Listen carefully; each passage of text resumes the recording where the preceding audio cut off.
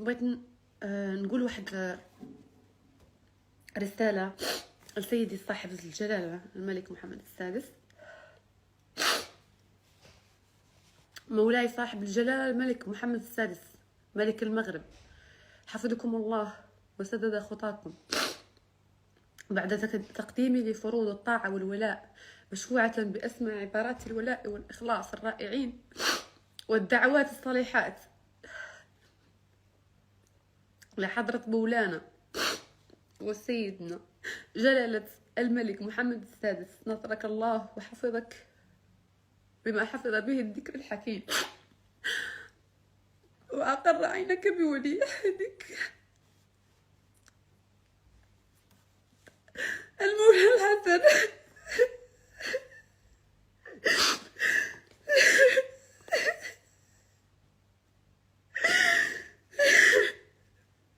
وجد الله أثرك بشقيقك مولاي الرشيد وسائر أفراد أسرتك الملكية الشريفة.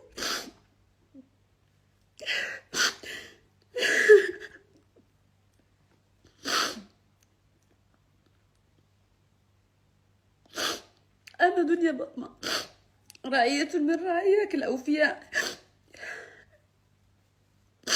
أن تتفضل وتشملني بعفوك، وأن ترحمني وترحم بناتي وترفع عني هذا البلاء.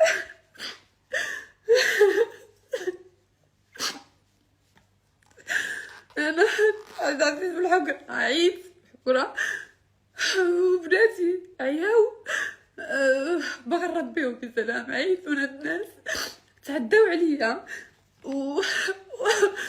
وتعداو لي على اختي وتعداو لي على سميتي وتعداو لي على صوتي وتعداو لي على كل شيء. هاد الناس الظالمين انا ما كنطلب والو، كنطلب عفوك سيدنا وكنطلب حقي لا اكثر ولا اقل.